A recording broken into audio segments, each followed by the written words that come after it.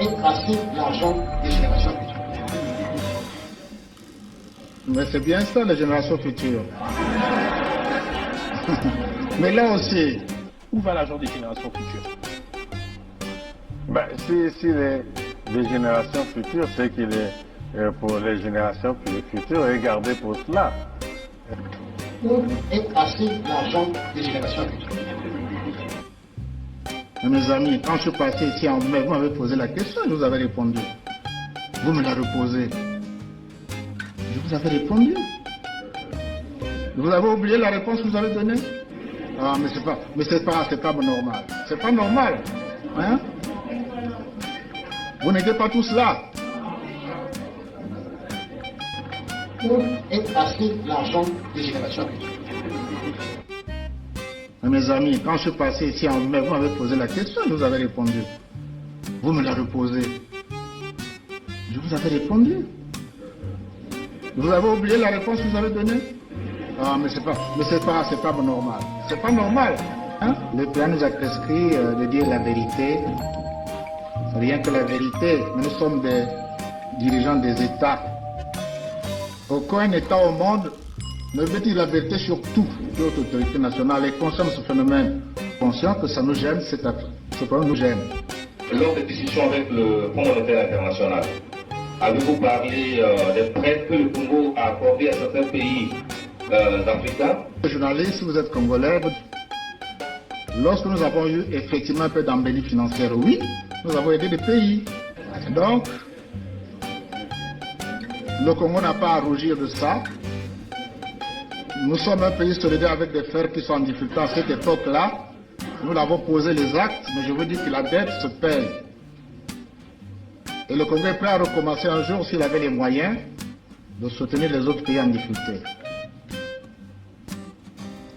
Et chaque fois que c'est nécessaire, on pourra multiplier ce type d'exercice. Nous souffrons et durement.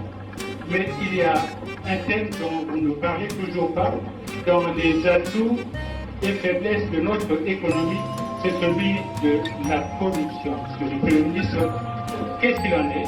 Quelle est la réalité que vous maîtrisez à ce sujet? Je vous ai dit tout à l'heure que quand le Fonds monétaire est arrivé, ils avaient, s'il vous plaît, dans leur feuille de route, ils voulaient s'occuper de la gouvernance et de la dette. Dans la gouvernance, y compris la corruption. Ils ont rencontré notre ministre de la Justice. Vous voyez? Ils ont parlé de corruption. Comment nous sommes organisés? Blanchiment d'argent. Pour faire court, nous avons tous les organes sont créés. Ils ont dit Congo, félicitations. Mais quels sont les résultats de fonctionnement de ces organes? C'est la question qui nous a été posée. Dans le blanchiment d'argent, combien de déclarations de soupçon, c'est-à-dire les gens qu'on soupçonne d'avoir blanchi? La statistique, combien de gens sont allés en prison? Vous voyez? Pour nous qui nous réclamons du panafricanisme, Ah, là il se moque de vous, les panafricanistes. Sassou Denis Maturel qui se réclame panafricaniste. Lui, un dion des Blancs qui mange le caca de Emmanuel Macron. Il boit le pipi de Nicolas Sarkozy. Qui laisse les orteils de Yolande François. Et qui lave les habits de Chirac François. Se réclame panafricaniste. pour nous qui nous réclamons du panafricanisme,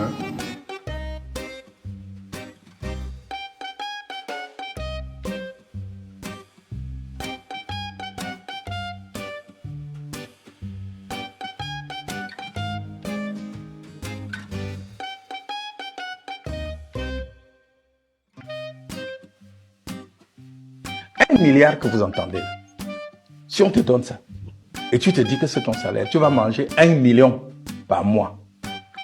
Tu vas le manger en 83 ans et 3 mois.